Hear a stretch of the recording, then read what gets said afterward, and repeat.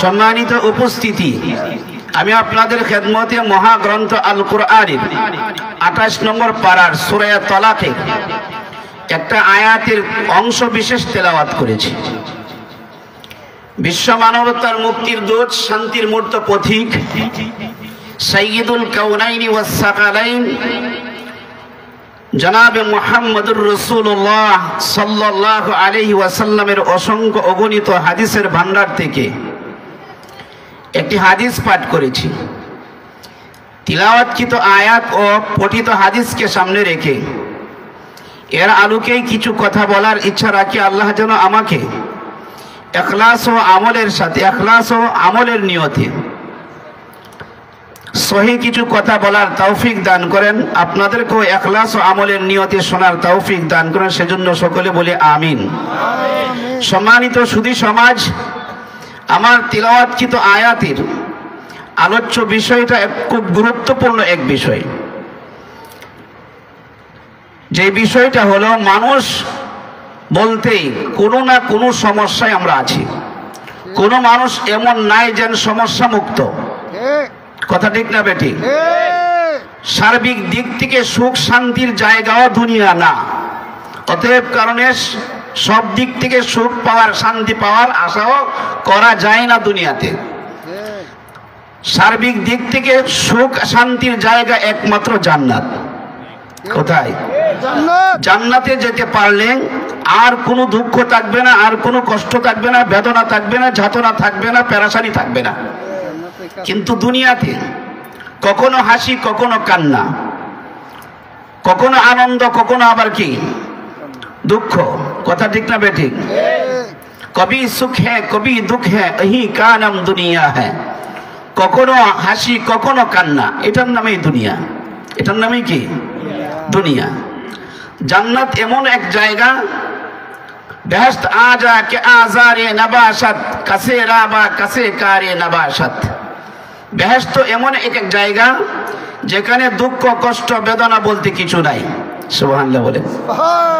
কেউ কারো কাছে কিছুর জন্য হাত পাততে হবে না, প্রত্যেকেই স্বয়ং সম্পূর্ণ থাকবে। প্রত্যেকে কি? স্বয়ং সম্পূর্ণ। কিন্তু দুনিয়াতে কেউ স্বয়ং সম্পূর্ণ না। কোটিপতি সে গরিব মানুষের মুখাপেক্ষী। দুনিয়ার সব মানুষ যদি কোটিপতি আল্লাহ বানায় দিতেন, তাহলে কোটিপতি যারা সবাই যে কোটিপতি থাকতো, তাহলে তার কারখানার কাজ করতো কারে দিয়ে বলেন? মেল কারখানা, ফ্যাক্টরি বা জমিদারের জমি হাল চাষ করতো কে? লাগাইতো কে? নিড়ানি দিত কে? দায়িত্ব কে? অতএব কারণে ধনী মানুষ গরিব মানুষের মুখাপেক্ষী, গরিব মানুষ ধনী মানুষের মুখাপেক্ষী। ধনী মানুষ গরিব মানুষ ছাড়া সে তার সংসার চালাতে পারবে না, খ্যাত কামার করতে পারবে না। ব্যবসায়ী তার মুখাপেক্ষী হলো খরিদ্দারের, খরিদ্দার মুখাপেক্ষী হলো কি? ব্যবসায়ীর। যেমন কেউ চাউলের ব্যবসা করে, চাউল ব্যবসায়ী সে মুখাপেক্ষী হলো চাউলের খরিদ্দার লাগবে। কথা ঠিক না বেঠিক? আবার খরিদ্দাররা মুখাপেক্ষী হলো ব্যবসায়ীর, চাউল ব্যবসায়ীর, চাউলওয়ালার কাছে যাইতে হবে। এমন এক কাপড় বলেন, কাপড়ের ব্যবসায়ী মুখাপেক্ষী খরিদ্দারের, খরিদ্দার মুখাপেক্ষী কাপড়ের দোকানদারের। কথা ঠিক না বেঠিক? এক কথায় সব মানুষ দুনিয়াতে মুখাপেক্ষী একজন আরেকজনের। ডাক্তার মুখাপেক্ষী রোগীর। যদি রোগী না থাকে, ডাক্তার কি দিয়ে কি করবে? কারে চিকিৎসা করবে? আবার যদি আপনার সব ডাক্তার হয়ে বসে থাকতো, তাহলে চিকিৎসা করতো কাকে? সব যদি রোগী হয়ে বসে থাকতো, ডাক্তার না থাকতো, তাহলে চিকিৎসা করতো কে? কথা ঠিক না বেঠিক? এজন্য দুনিয়া এরকম, দুনিয়াতে কেউ স্বয়ং সম্পন্ন না। বেহেশতে স্বয়ং সম্পন্ন হবেন। জোরে বলেন সুবহানাল্লাহ। মুসা আলা নবিয়িনা আলাইহিস সালাতু ওয়াস সালামকে আল্লাহ তাআলা যখন ডেকে নিয়ে গিয়েছেন আল্লাহ তাআলার কাছে সাক্ষাতে তুর পাহাড়ে, আল্লাহ তাআলা মুসা নবীকে বলেছেন, মুসা, দুনিয়ার সমস্ত মানুষ, নারী পুরুষ জওয়ান বুড়া আবাল বৃদ্ধা বনিতা, মুসলমান অমুসলমান, হিন্দু বৌদ্ধ ইহুদি খ্রিস্টান নাসারা সামার কুমার ঋষি মুসি নির্বিশেষে সব মানুষ আমার কাছে ৬টা জিনিস তারা পাইতে চায়। আমি আল্লাহ তাদেরকে ৬টা জিনিস দিতে চাই। কিন্তু মুসা আমি 6 জিনিস যেখানে রাখছি সেখানে তারা তালাশ না করে অন্য জায়গায় তালাশ করে। মুসা বলো তো দেখি এরা কি ওই জিনিস পাইতে পারে? অর্থাৎ পাবে না। যেখানে রাখছেন সেখানে তালাশ না করলে পাওয়া যাবে না। যেমন মোবাইল রাখছি আমি পকেটে, মোবাইল যদি আমি বালিশের নিচে খুঁজে পাবো? মোবাইল টাকা রাখছি ড্রয়ারে, টাকা যদি পকেটে খুঁজে পাবো? যেখানে রাখছি সেখানে যতক্ষণ পর্যন্ত হাত না গেছে ততক্ষণ পর্যন্ত পাওয়া যাবে না। তো আল্লাহ বলেন আমি 6 জিনিস দিতে চাই, সব মানুষ 6 জিনিস পাইতে চায়, আমি দিতে চাই, কিন্তু মুসা আমি যেখানে রাখছি 6 জিনিস এখানে তারা তালাশ না করে অন্য জায়গায় তালাশ করে। বলো তো মুসা এরা কি 6 জিনিস পাইতে পারে? না, অর্থাৎ পাবে না। তাহলে আল্লাহ বলেন মুসা আমি আমার কাছে সব মানুষ শান্তি চাই। কথাটা কি ঠিক না বেঠিক? আছেন কি এখানে কোনো ভাই বা কোনো বাবা যেন আমি অশান্তি চাই? আছেন কেউ? থাকলে হাত উঠান। আছে? নাই, কোনো মানুষ নাই অশান্তি তালাশ করে। সবাই চাই শান্তি, এরপরেও কি সবার শান্তি আছে? আল্লাহ বলেন মুসা আমিও শান্তি দিতে চাই, কিন্তু শান্তি আমি রেখে দিয়েছি জান্নাতে। মানুষ শান্তি তালাশ করে দুনিয়াতে। মানুষ শান্তি তালাশ করে কোথায়? দুনিয়াতে। এই জন্য শান্তি পায় না।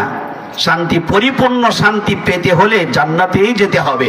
আর জান্নাতে যাওয়ার জন্য পূর্ব শর্ত হলো ঈমান থাকতে হবে। ঈমানের পর 2 নম্বর শর্ত হলো নেক আমল থাকতে হবে। কি থাকতে হবে? নেক আমল থাকতে হবে। নেক আমল শুধু থাকলেই হবে না, নেক আমলটা রিয়া মুক্ত থাকতে হবে। আর ঈমান শুধু থাকলেই হবে না, ঈমান শিরিক মুক্ত থাকতে হবে।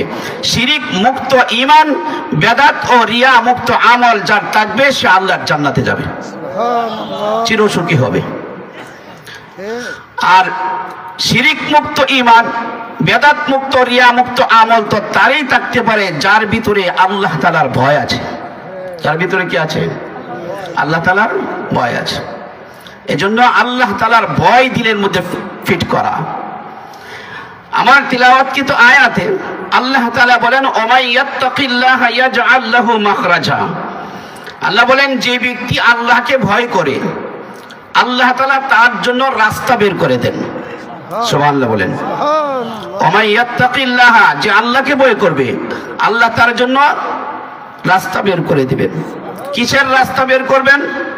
তার যত জটিলতার বিষয় আছে সমস্ত জটিলতা থেকে তাকে আল্লাহ তাআলা মুক্তির রাস্তা বের করে দিবেন। যেমন কেউ ব্যবসা ছিল ভালো, ব্যবসা বাণিজ্য ভালো ছিল, হিরোতে পৌঁছে গিয়েছিল, কিন্তু ব্যবসায় লস খাইতে খাইতে খাইতে খাইতে ব্যবসার লস খেতে খেতে সে জিরোতে পৌঁছে গেছে। আল্লাহ বলেন আল্লাহকে ভয় করলে আল্লাহ তাআলা আবারও তোমার ব্যবসাতে লাভ দিতে তোমাকে আল্লাহ তাআলা তোমাকে হিরোতে পৌঁছানোর রাস্তা বের করে দিবেন। সুবহানাল্লাহ বলেন। কারো ছেলে কথা শুনে না, মেয়ে কথা শুনে না, আল্লাহ তাআলা বলেন আমায় ইয়াত্তাকিল্লাহ ইয়াজআল লাহু মাখরাজা, আমাকে ভয় করবা তো তোমার ছেলেটাকে তোমার বাধ্য করে দেব, তোমার মেয়েটাকে তোমার বাধ্য করে দেব। সুবহানাল্লাহ বলেন। কারো স্ত্রী কথা শুনে না, স্বামীর কমান্ড মানে না, আল্লাহ বলেন আমাকে ভয় করবা তো আমি আল্লাহ তোমার স্বামীকে তোমার বাধ্য করে দেব। সুবহানাল্লাহ বলেন।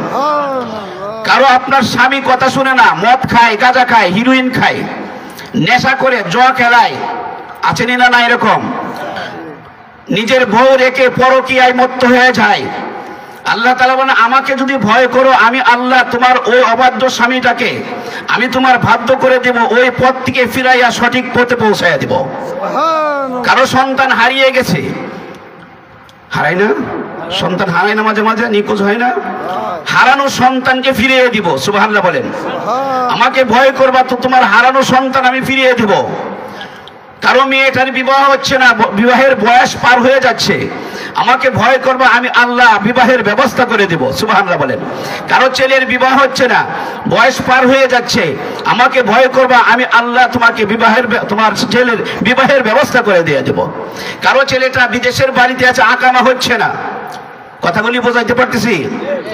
আকামা হচ্ছে না, ছেলেটা আকামা ছাড়া বিদেশে থাকতেছে, রিক্সের উপরে, যে কোনো মুহূর্তে পুলিশে ধরে তাকে জেলখানায় পৌঁছে আবারও তাকে জেলখানায় কিছুদিন রেখে বাংলাদেশে ফেরত দিয়ে দিতে পারে।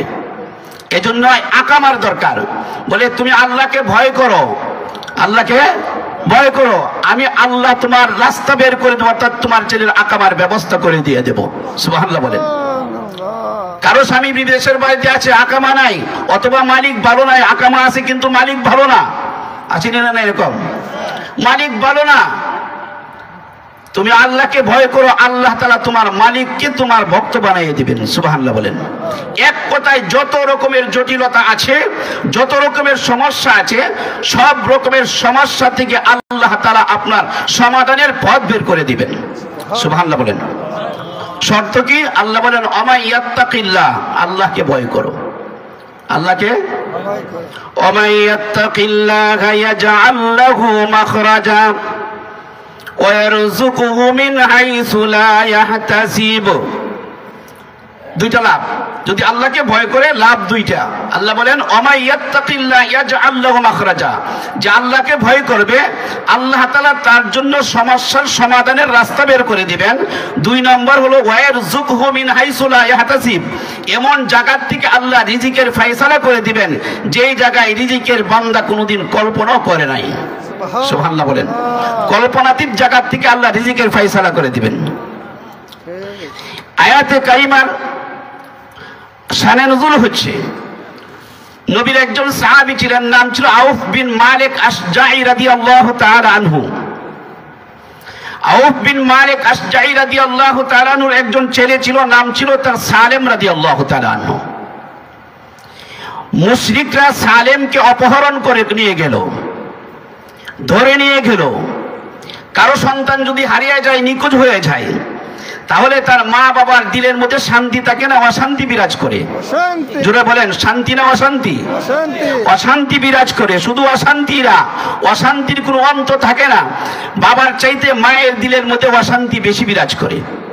কথা ঠিক না বেটি?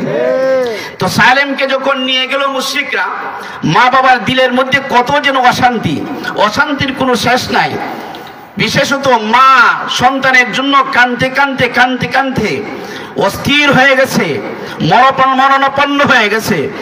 এক পর্যায়ে স্বামী স্ত্রী দুজন মিলে পরামর্শ করলো, আমাদের এই বিষয়টা আমাদের নবী মুহাম্মদুর রাসূলুল্লাহ সাল্লাল্লাহু আলাইহি সাল্লামের কাছে একটু জানাইলে তো ভালো হতো। এক হলো ছেলের বিষয়ে জানানো, দ্বিতীয় হচ্ছে তারা ছিল গরিব মানুষ, দরিদ্র মানুষ। আমাদের দরিদ্র অবস্থা এবং আমাদের ছেলে হারানোর অবস্থাটা রাসূলের কাছে বলেন।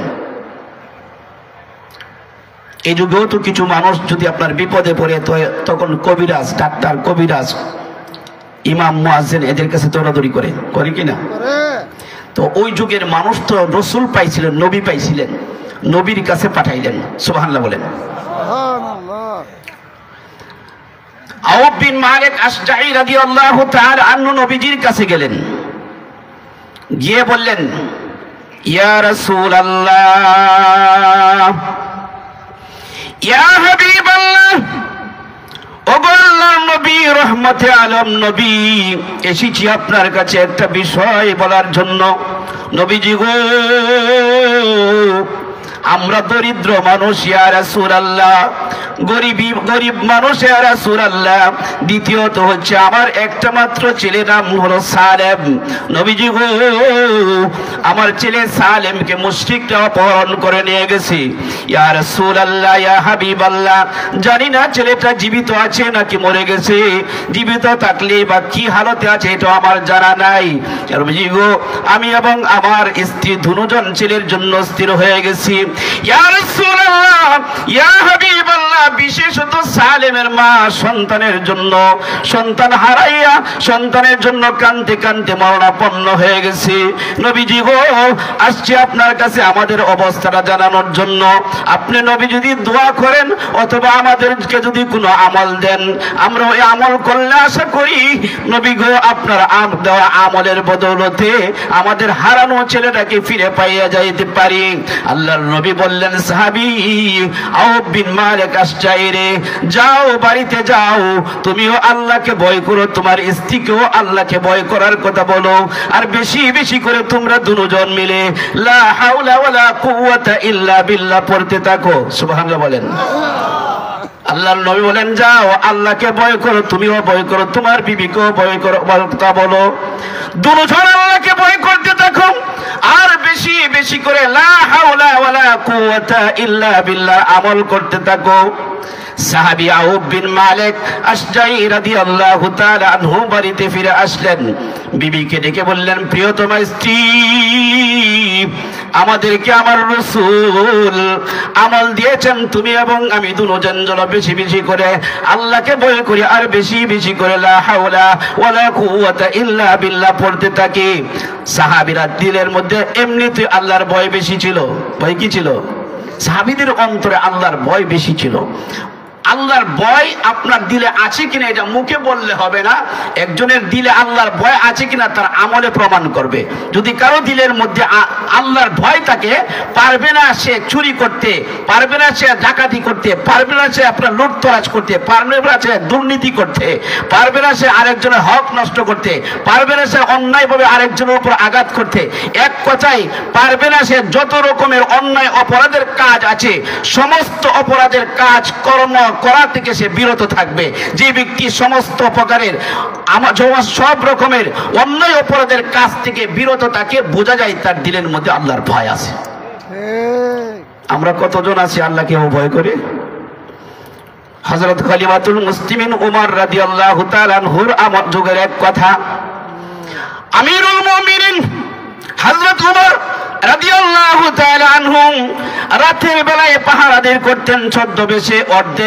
অর্ধেক দুনিয়ার প্রেসিডেন্ট হওয়া সত্ত্বেও, অর্ধ পৃথিবীর প্রেসিডেন্ট হওয়া সত্ত্বেও ওমর ইবনে খাত্তাব রাদিয়াল্লাহু তাআলা আনহু ছদ্মবেশে, গোয়েন্দা বেশে রাতের আধারে ঘুরে ঘুরে ঘুরে ঘুরে খবরগিরি নিতেন। কোন মানুষটা কোন হালতে আছে, কে সুখে আছে, কে দুঃখে আছে, কে কি হালতে আছে, উনি ঘুরে ঘুরে দেখতেন। এক রাত্রের ঘটনা, আমিরুল মুমিনিন হযরত ওমর ইবনুল খাত্তাব রাদিয়াল্লাহু তাআলা আনহু যখন রাতের আধারে বের হয়ে গেলেন, এক ঘরের কোনায় গিয়ে উনি শুনতে পাইলেন একজন মা তার মেয়েকে বলছে, দুধ আজকে কম হয়ে গেছে, ছাগল দুধ কম দিয়েছে, দুধের সাথে একটু পানি মিশিয়ে দাও, দুধের সাথে পানি মিশিয়ে দাও, দুধ পোড়া হয়ে যাবে, বেশি হয়ে যাবে। মেয়েটা ডাক দিয়ে বলেন, মা, আমিরুল মুমিনিন ওমর যদি দেখে তাহলে আমাদের রেহাই পাওয়া যাবে না, আমরা রেহাই পাবো না। মা ডাক দিয়ে বলেন, ওমর কি করে দাঁড়ায় রয়েছে? মেয়েটা বলল, মা, ওমর যদিও না দেখে আল্লাহ তো দেখবে। সুবহানাল্লাহ বলেন। ওমর সব শুনতেছে, ওমর কি সব শুনতেছে। তাহলে বুঝেন এই মেয়েটার দিলে কি পরিমাণ ভয় আছে। আমিরুল মুমিনিন ওমর রাদিয়াল্লাহু তাআলা দাঁড়িয়ে দাঁড়িয়ে মা মেয়ের দুজনের কথাগুলি শুনলেন। আমিরুল মুমিনিনকে তারা দেখে নাই। আমিরুল মুমিনিন ওমর চলে গেলেন। পরের দিন আমিরুল মুমিনিনের ছেলেকে বিবাহ করার জন্য বউ খুঁজতেছিলেন, তালাশ করতেছিলেন, দিনদার একজন বউ, কিন্তু দিনদার বউ পায় না, পাত্রী পায় না। আমিরুল মুমিনিন ওই রাত্রের ঘটনায় উনি ওই মেয়েটার প্রতি মুগ্ধ হয়ে গেলেন। সুবহানাল্লাহ বলেন। আমিরুল মুমিনিন আসলেন, এসে এই মহিলাটার কাছে তার মেয়ের বিবাহের প্রস্তাব দিলেন ওমর ইবনুল খাত্তাবের ছেলের জন্য। আশ্চর্য কথা, আমিরুল মুমিনিন অর্ধেক পৃথিবীর প্রেসিডেন্ট হইয়া আমি গরিব মানুষের মেয়ের বিবাহের প্রস্তাব দেয়, এটা কি আমার সাথে মস্কারা করছে কিনা, ঠাট্টা বিদ্রুপ করছে কিনা? আশ্চর্য হওয়ার কথা না? আশ্চর্য হয়ে গেলেন। আমিরুল মুমিনিন বলেন, না, আশ্চর্য হওয়ার কিছু নাই। তোমার মেয়ে, তোমার যদি ধন না থাকে, মাল না থাকে, সম্পদ নাও থাকে, টাকা পয়সা অর্থ করে যদিও না থাকে, তোমার মেয়েটার মধ্যে আল্লাহ তাআলার ভয় আছে। তোমার মেয়েটার মধ্যে আল্লাহ তাআলার ভয় যেহেতু আছে, তোমার মেয়েটা দিনদার, পরহেজগার, মুত্তাকিয়া। সুবহানাল্লাহ।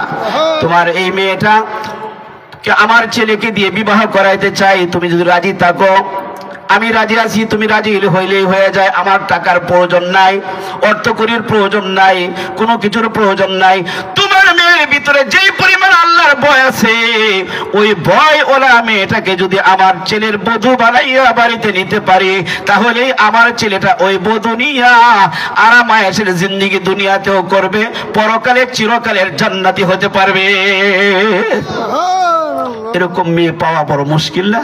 কিন্তু আমরা তো এখন টাকা পয়সাই খুঁজি, যে মেয়ের বাবার কি পরিমাণ টাকা আছে, কি পরিমাণ সম্পদ আছে, এটাই আমরা খুঁজি। আমরা দিন দিন খুঁজি না, যে কারণে আমরা আমাদের ছেলেদেরকে বিবাহ করায় আমরা পাই না, শান্তি পাই না। এই জন্য দিনদার মহিলার দরকার। তো বোঝা যায় কি, আল্লাহর ভয় যার দিলের মধ্যে থাকে সেই মানুষটা কি করতে পারে না, গুনার কাজ করতে পারে না, চুরি বাটপারি করতে পারে না, সিটিংবাজি করতে পারে না। এজন্য আল্লাহ বলেন ওমা ইয়াত্তাকিল্লাহ ইয়াজআল লাহু মাখরাজা, যে আল্লাহকে ভয় করে আল্লাহ কি করেন, রাস্তা বের করে দেন। তো বলতেছিলাম আউফ বিন মালিক আশজাঈ বলেন, আমরা রাসূলের কাছে আমাদের অবস্থা ব্যক্ত করলে আল্লাহর রাসূল আমাকে বললেন, তোমরা স্বামী স্ত্রী দুজন আল্লাহকে ভয় করো আর বেশি বেশি করে লা হাওলা ওয়ালা কুওয়াতা ইল্লা বিল্লাহ পড়তে থাকো। সাহাবীরা তো এমনিতেই আল্লাহকে ভয় করতেন, আর রাসূল যখন নসিহত করে দিলেন তাদের ভয় তো আরো বাইরে গেছে, আর তাদের আমল তো এমনিতেই বেশি ছিল। রাসূল যখন আমলের কথা বলেন আরো আমল বাইরে গেছে। সুবহানাল্লাহ বলেন। তাহাজ্জুদের নামাজ তারা এমনিতেই পড়তেন, আরো তাহাজ্জুদের আমলও বাইরে গেছে। সুবহানাল্লাহ বলেন। আল্লাহর নবীর সাহাবী আউফ বিন মালিক আশজাঈ রাদিয়াল্লাহু তাআলা আনহু বলেন, আমি বাড়িতে আসলাম, আমার প্রিয়তমা স্ত্রীকে বললাম আল্লাহর নবীর দেওয়া আমল এই। নবী বলেছেন আল্লাহকে যেন আমরা ভয় করি আর যেন বেশি বেশি লা হাওলা ওয়ালা কুওয়াতা ইল্লা বিল্লাহ পড়ি। দুজন আমল শুরু করে দিলেন। আউফ বিন মালিক আশজাঈ রাদিয়াল্লাহু তাআলা আনহু বলেন, বেশি দিন পার করতে হয় নাই, অল্প কিছুদিন আমল করেছি। আরেক রাত্রের ঘটনা হলো, আমি এবং আমার প্রিয়তমা স্ত্রী অর্থাৎ সালেমের মা, আমরা দুজন মিলে যখন তাহাজ্জুদের নামাজের মধ্যে দাঁড়িয়ে গেলাম, তাহাজ্জুদের নামাজ পড়তেছি, এমত অবস্থায় গভীর রাত্রে এসে কে যেন দরজা নক করেছে, দরজায় আওয়াজ করতেছে। আউফ বিন মালিক আশজাঈ বলেন, আমি সালাম ফিরালাম, সালাম ফিরানোর পরে আমি যেন সালেমের আওয়াজটা আমার কানে আসছে। সালেমের আওয়াজ শুই না আমি তাড়াতাড়ি করে দরজা করলাম আর বললাম, কে আমাকে ডাকতেছো? দরজা খোলার আগে আগে ডাক দিয়ে বলে, আমি আপনার হারানো সন্তান সালেম এসেছি। সুবহানাল্লাহ বলবেন না? সালেম এসেছি। আল্লাহর নবীর সাহাবী আউফ বিন মালিক আশজাঈ রাদিয়াল্লাহু তাআলা আনহু দরজাটা খুললেন। দরজা খুইলা দেখে হারানো সন্তান সালেম দরজায় দাঁড়িয়ে আছে। সুবহানাল্লাহ। আউফ বিন মালিক আশজাঈ বলেন, আমার হারানো সন্তানরা সালেম শুধু একা আসে নাই, সালেমের পিছনে তাকায়া দেখি ছাগলের বহর লান ধরে দাঁড়িয়ে আছে। একটা দুইটা ছাগল না, 100-200 ছাগল না, ছাগলের সংখ্যা হলো 4000 ছাগল। কত হাজার ছাগল? 4000 ছাগল। এই আয়াতে কারিমার শানুজুলটা আমি বয়ান করছি যে কিতাব থেকে, ওই কিতাবের নাম হলো আসবাবুন নুজুল। এই আসবাবুন নুজুলের মধ্যে এই শানুজুল উল্লেখ করেছে। আসবাবুন নুজুলের বাংলা অর্থ হলো কোরআন কেন নাজিল হলো, কোরআন কেন নাজিল হলো। এই আয়াতের শানুজুল লিখছে 4000 ছাগল নিয়ে হযরত আউফ বিন সালেম হাজির। সুবহানাল্লাহ বলেন। আরেকটা আয়াতে আসছে, আরেকটা শানুজুল লিখছে উটের বহর নিয়ে দাঁড়িয়ে আছে। সুবহানাল্লাহ বলেন।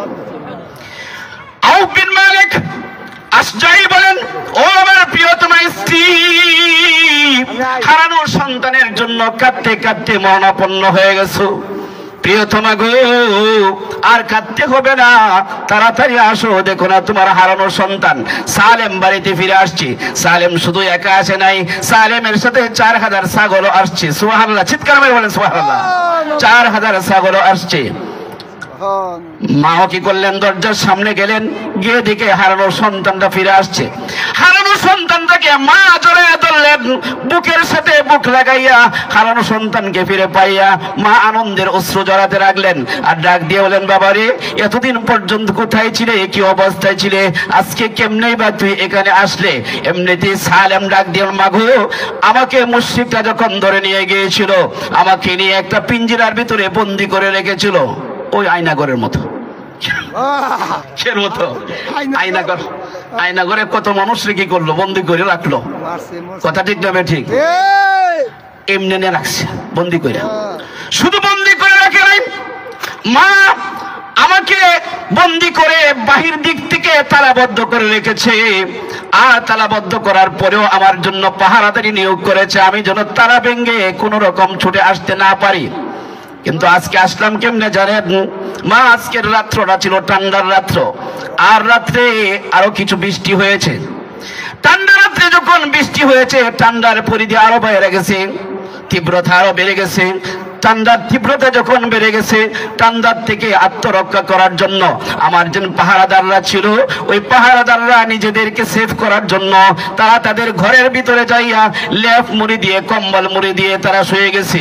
একটু পরে আমি শুনতে পাইলাম তারা ঘুমের মধ্যে এমন ঘুমে তারা বেবর হয়ে গেছে, তাদের ঘুমটা পাইকা গেছে। ঘুম পাকছে বুঝেননি? ঘুম পাকা কি? নাক ডাইকা ঘুমাইতেছে। নাক ডাইকা ঘুমানো কিছু মানুষ, নাক ডাইকা কিছু মানুষ ঘুমা। আরে একবার চরমোনায় মাঠে গেলাম, তো মাঠে গিয়ে আপনার জায়গা পাই না, পরে এক বাসা ভাড়া নিছি। আমরা যে কয়জন ছিলাম 18 জন, একটা বাসা ভাড়া নিছি। ওই বাসা ভাড়া নিলাম, বাসার মধ্যে তাকি আমাদের একজন সাথী এমন ঘুমা, প্রথম দিন তো আমি ভয় পাইয়া গেছি, এমন নাক টানা টানছে আমি ভয় পাইয়া গেছি। সাথী সঙ্গে সকালবেলা সবাই ভয় পাইছে হুজুর, এমন নাক টানা, অর্থাৎ নাক টানার সুরে বাকিরা ঘুমাইতে পারে না, এমন নাক টানছে। সালাম বলেন মা, আমার পাহারাদাররা এমন ভাবে ঘুমে পড়ছে, তাদের নাক ডাকা আমি শুনতে পাইলাম। তখন আমি ভাবতে পারলাম, বুঝতে পারলাম তাদের ঘুম পাকছে। এখন আমি কোন রকম যদি এই পিঞ্জিরার তালাটা ভাঙতে পারি আর ভাঙ্গে যদি দৌড় দিতে পারি, আমি হয়তো আমার মা বাবার কাছে চলে যাইতে পারবো। সুবহানাল্লাহ। মা, এই সুবর্ণ সুযোগটাকে আমি কাজে লাগাইতে চেষ্টা করলাম, সুবর্ণ সুযোগটাকে কাজে লাগাইতে চেষ্টা করলাম। তালাটা ভাঙতে আমি চেষ্টা অব্যাহত রাখলাম। তালাটা ভাঙতে পারি না, কিন্তু আমি চেষ্টা বন্ধ করি না। আমি তালাটা ভাঙার জন্য চেষ্টা করতে আসি, আমার চেষ্টা অব্যাহত রাখলাম। এক পর্যায়ে মা, আমি তালাটা ভেঙে ফেললাম। তালাটা ভেঙে আমি পিঞ্জিরার ভিতর থেকে বের হয়ে দৌড়াতে আরম্ভ করলাম বাড়ির দিকে। আস্তে আস্তে আস্তে আস্তে এত দূর পর্যন্ত পৌঁছে গেলাম। আমার এখন ধারণা হয়ে গেল, এখন যদি আমার শত্রু বাহিনীরা আমাকে ধরতেও চায়, তাও আমাকে দৌড়ায় ধরতে পারবে না, অনেক দূরে চলে এসেছি। সুবহানাল্লাহ বলেন। এভাবে যখন আসতে থাকলাম, আস্তে আস্তে আস্তে আস্তে মা এক জায়গায় আয়েশা দিকে ছাগল বেড়া বকরিগুলি ঘাস খাইতেছে। আমার সাথে ছাগল বেড়া বকরিগুলো আসতে শুরু করেছে। সুবহানাল্লাহ বলেন। মা, ছাগল বেড়া বকরিগুলি সহ বাড়িতে আমার আল্লাহ আমাকে পৌঁছায় দিয়েছেন।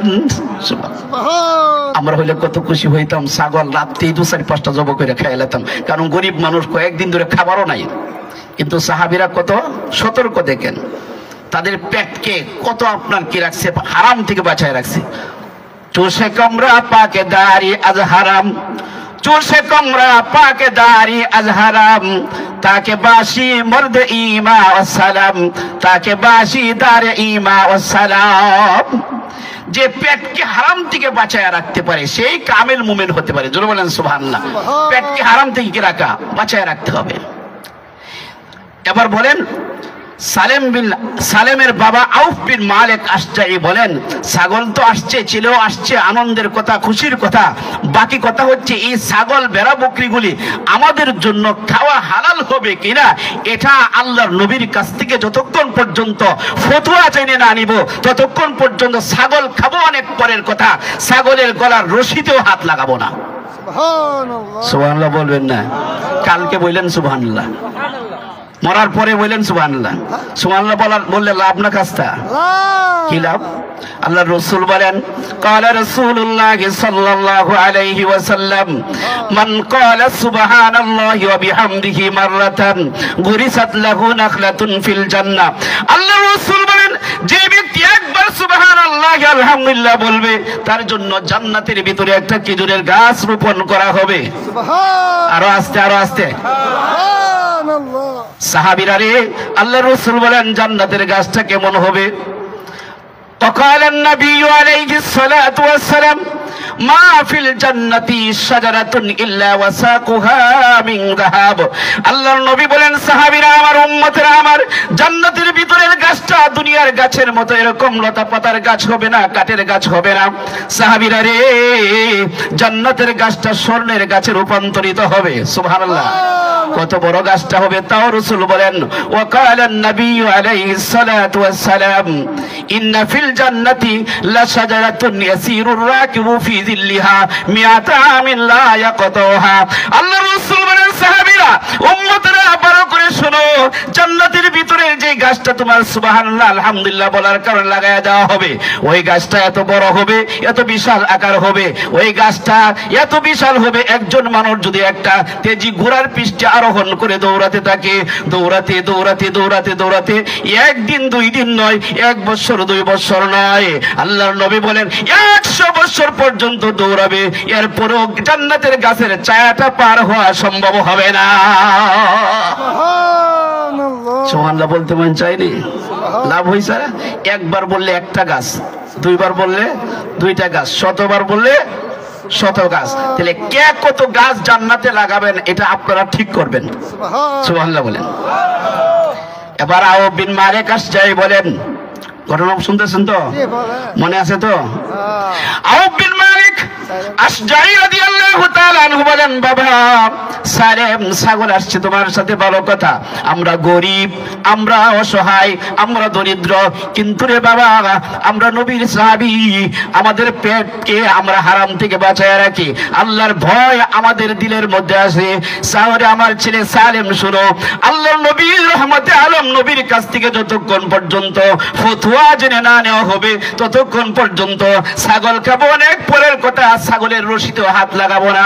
সকাল যখন হয়ে গেছে, সকালবেলা আল্লাহর নবী রহমতে আলম নবীর কাছে হযরত সালেম বিন আউফ, সালেম রাদিয়াল্লাহু তাআলা আনহুর বাবা আউফ বিন মালিক আশজাই রাদিয়াল্লাহু তাআলা আনহু চলে গেলেন, গিয়া বলেন, ইয়া রাসূলুল্লাহ, ইয়া হাবিবাল্লাহ, আল্লাহর নবী গো, আপনার কাছে এসেছিলাম কিছুদিন আগে, ইয়া রাসূলুল্লাহ, আমার হারানো ছেলের কথা আপনার কাছে ব্যক্ত করেছিলাম, আমাদের দরিদ্রতার কথাটা আপনার কাছে ব্যক্ত করেছিলাম। নবীজি গো, আপনি আমাদেরকে আমল বাতলিয়ে দিয়েছিলেন, আমরা যেন আল্লাহকে ভয় করি আর বেশি বেশি করে লা হাওলা ওয়ালা কুওয়াতা ইল্লা বিল্লাহ পড়তে থাকি। ইয়া রাসূলুল্লাহ, ইয়া হাবিবাল্লাহ, আপনার দেওয়া আমলটা বাড়িতে যাইয়া আমরা স্বামী স্ত্রী আরম্ভ করে দিলাম। নবীজি গো, এক রাত্রে আমরা তাহাজ্জুদ পড়তেছিলাম, আর তাহাজ্জুদ তো এমন একটা আমল যে তাহাজ্জুদের দ্বারাতে মানুষ জান্নাতি হয়ে যায়। সুবহানাল্লাহ বলেন। সুবহানাল্লাহ। নবী একদিন বলেন, মাহফিল জান্নাতি গোরাফান, জান্নাতি একটা ঘর আছে, একটা কুঠুরি আছে, কামরা আছে, তুরা বুতুনহা মিন যুহুরিহা ওয়া যুহুরুহা মিন বুতুরিহা। আলী থেকে হাদিস বর্ণিত। ভয় লাগে হুজুর কাছে বসা, হুজুর কিন্তু আমার উস্তাদ, ডাইরেক্ট উস্তাদ, এলমুসিকা পড়ছি হুজুরের কাছে, ফুসুলে আকবরি পড়ছি হুজুরের কাছে, হুজুরের হায়াতে আল্লাহ বরকত দান করেন, বলেন আমিন। ভয় লাগলেও সাহস এটাও আছে, ছেলে যদি ভুল করে বাবা শুধরে দিবে, আর ছেলে এটাও মাইনা নেবে। বাধ্যগত ছেলের উচিত হলো বাপ যদি কমান করে কমান মেনে নেওয়া। সুবহানাল্লাহ বলেন। মানার মাধ্যমে আছে ইনশাআল্লাহ।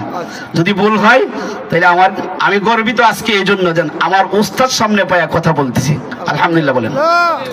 তো বলতেছিলাম কি, হযরত আলী থেকে হাদিসটা বর্ণিত, জান্নাতে একটা ঘর বা একটা কুঠুরি, গুরফাতুল শব্দের অর্থ হলো কামরা, একটা কামরা থাকবে, যে কামরাটার বাহির থেকে ভিতরে, ভিতর থেকে বাহিরে দেখা যাবে। সুবহানাল্লাহ বলেন। ভিতর থেকে বাহির, বাহির থেকে ভিতরে দেখা যাবে। যখন রাসূল এই কথা বললেন, ফাকামা আরাবিয়ুন, আল্লাহর নবীর কথা শোনা মাত্র একজন গ্রাম্য ব্যক্তি দাঁড়িয়ে গেলেন। ফাকালা লিমান ইয়া রাসূলুল্লাহ, ইয়া হাবিবাল্লাহ, গ্রাম্য সাহাবী তারা বললেন, ইয়া রাসূলুল্লাহ, ইয়া হাবিবাল্লাহ, ওই ঘরটা কাকে আল্লাহ দান করবেন?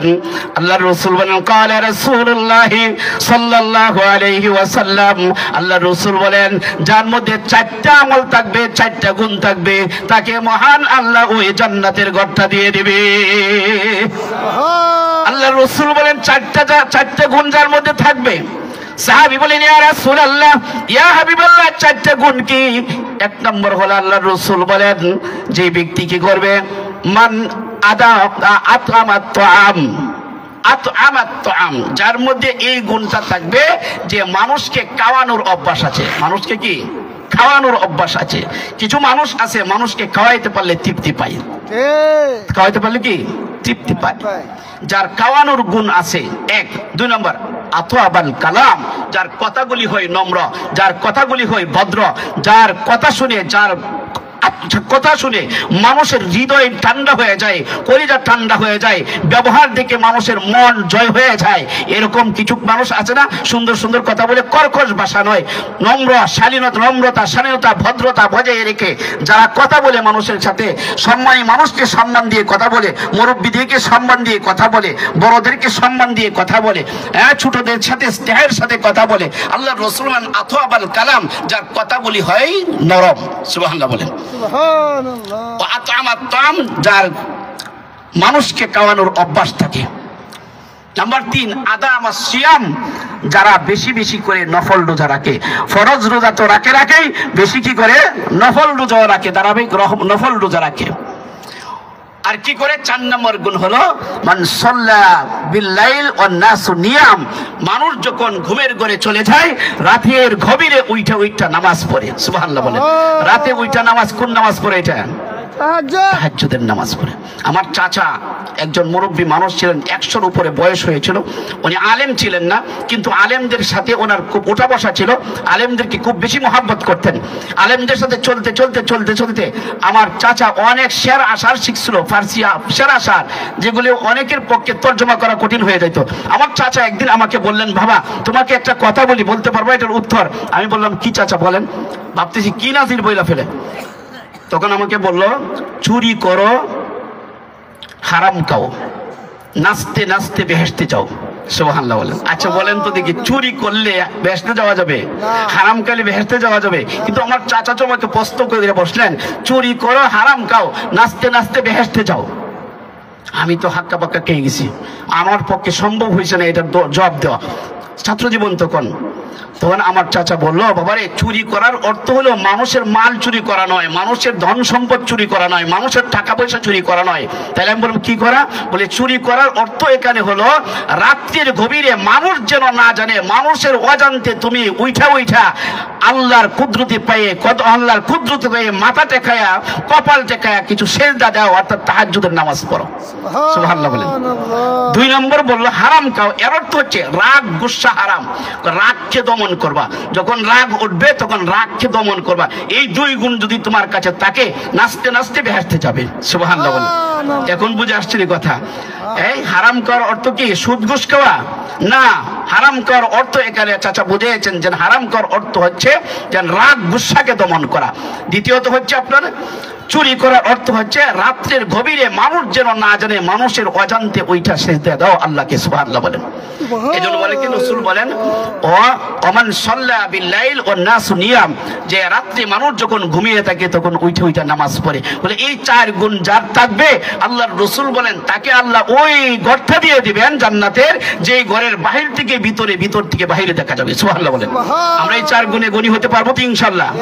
এবার আসুন তো, বলছিলাম কি, আউফ বিন মালিক আসটাই বলেন, আমরা তো এমনিতেই তাহাজ্জুদ করেছিলাম, রাসূল বলার পর আরো বেশি তাহাজ্জুদ পড়া আরম্ভ করে দিলাম, রাসূল বলার পর আরো বেশি আমল করা শুরু করে দিলাম। সকালবেলায় রাসূলের কাছে গেলাম, গিয়ে বলেন, ইয়া রাসূলুল্লাহ, ইয়া হাবিবাল্লাহ, হারানো সন্তানও ফিরে পেয়েছি, আবার আমাদের হারানো সন্তানের সাথে 4000 ছাগলও আসছে, জানতে আসছি ইয়া রাসূলুল্লাহ, ছাগলগুলি খাওয়া আমাদের জন্য হালাল হবে কিনা? সুবহানাল্লাহ বলেন। আল্লাহ রাসূল বলেন, আউফ বিন মালিক আসটাই, তুমি যে কথা শুনেছো, আল্লাহকে ভয় করলে আল্লাহ তাআলা বলেন, ওয়ামাইয়াত্তাকিল্লাহা ইয়াজআল লাহু মাখরাজা, যে আল্লাহকে ভয় করে আল্লাহ তার জন্য রাস্তা বের করে দেন, ওয়া ইয়ারযুকুহু মিন হাইসু লা ইয়াহতাসিব, এবং আল্লাহ তাআলা কল্পনাতীত জায়গা থেকে রিজিকের ব্যবস্থা করে দিয়ে দেন। সাহাবীরে, তুমি যখন আল্লাহকে ভয় করেছো, আল্লাহ তোমার পথ খুলে দিয়েছেন, অর্থাৎ তোমার হারানোর সন্তানকে ফিরিয়ে দিয়েছেন, আল্লাহ তোমার জন্য রিজিকের ব্যবস্থা করে দিয়েছেন। সাহাবীরে, এবার তুমি ইচ্ছা করলে, তোমার যদি মনে চায়, এগুলির থেকে খুমুস অর্থাৎ 5 ভাগের 1 ভাগ আমি রাসূলকে দিয়ে যাও, আর বাকিগুলো তুমিও খাও। ফতোয়া আরো ভাঙ্গা বলতে হবে এটা হালাল হয়েছে কিনা। রাসূল যেই মাল খাইতে চায়, রাসূল মুস্কি হাসি দিয়ে বলেন, সাহাবী, তোমার জন্য আল্লাহ রাস্তা খুইলা দিয়েছে, গরিবও দূর হয়ে গেছে, হারানো সন্তানও পেয়ে গেছো, এবার সাহাবী তোমার মন চাইলে আমাকেও 5 ভাগের 1 ভাগ দিয়ে যাও, তোমরাও বাকিটা খাও। তো এই আমলটা করতে হবে কেমনে, সংক্ষেপে বইলা শেষ করে দে। আল্লাহর রাসূল জান বেশি বেশি লা হাওলা ওয়ালা কুওয়াতা ইল্লা বলো। বেশির পরিমাণটা কি? বেশির পরিমাণটা হলো আপনার আল্লামা মুজাদ্দিদ আল-ফিসানি রাহমাতুল্লাহ আলাইহি লিখেছেন যে বেশির পরিমাণ হলো কমপক্ষে দৈনিক 100 বার লা হাওলা ওয়ালা কুওয়াতা ইল্লা বিল্লাহ বলা। আর আমলটা করার নিয়মটা হলো এভাবে যে এশার নামাজের পরে কেউ যদি এশার নামাজের পরে কায়ুমানু বাক্যে মনকে একেবারে আল্লাহ তাআলার প্রতি রুজু করে মনে একাগ্রতার সাথে মনোযোগের সাথে যে কোনো দুরূদ শরীফ পড়বে 100 বার। যে কোনো দুরূদ শরীফ, দুরূদ ইব্রাহিম পড়তে পারেন, এবারে ছোট দুরূদ শরীফ সাল্লাল্লাহু আলাইহি ওয়াসাল্লাম পড়তে পারেন, আল্লাহুম্মা সাল্লি আলা মুহাম্মদ পড়তে পারেন। যার কাছে যেই দুরূদ শরীফটা সহজ হয়, যে ব্যক্তি প্রথম 100 বার দুরূদ শরীফ পড়বে, এরপরে 499 বার পড়বে লা হাওলা ওয়ালা কুওয়াতা ইল্লা বিল্লাহ, একবার পড়বে লা হাওলা ওয়ালা কুওয়াতা ইল্লা বিল্লাহিল আলিয়্যিল আযীম, আবার 100 বার পড়বে দুরূদ শরীফ, যে কোনো একটা দুরূদ শরীফ 100 বার পড়বে। আগে পরে 100 200 বার দুরূদ শরীফ, মাঝখানে 499 বার লা হাওলা ওয়ালা কুওয়াতা ইল্লা বিল্লাহ, আর একবার হলো লা হাওলা ওয়ালা কুওয়াতা ইল্লা বিল্লাহিল আলিয়্যিল আযীম পুরাটা। এইভাবে যে ব্যক্তি এই আমলটা কিছুদিন করতে পারবে, তার যত বড় মুসিবত থাকুক না কেন, যত বড় পেরেশানি থাকুক না কেন, আল্লাহ তাআলা তার মুসিবত দূর করে দিবেন, পেরেশানি মুক্ত করে দিবেন, হারানো মাল ফিরিয়ে দিবেন, হারানো সন্তান ফিরিয়ে দিবেন। ফাঁসির কাষ্ঠের আসামি হইল আল্লাহ তাআলা এই আমলের বদৌলতে তাকে বাঁচাইয়া দেবেন। জোরে বলেন সুবহানাল্লাহ। আল্লাহ তাআলা আমাদেরকে তৌফিক দান করেন যেন আমরা কি করতে পারি, আমলের সাথে থাকতে পারি, আল্লাহ তাআলাকে ভয় করে আমরা যেন চলতে পারি। আল্লাহ তাআলা আমাদের সবাইকে মুসিবতে পড়লে অভাব অনটনে পড়লে আল্লাহ তাআলাকে মনোযোগ দিয়ে যেন আমরা ডাকি। আল্লাহ তাআলা আমাদের সবাইকে কি করেন তৌফিক। আলাউদ্দিন আইএমসি মিডিয়া কুরআন হাদিসের কথা বলে, সত্যের দিকে আহ্বান করে। Alauddin IMC media.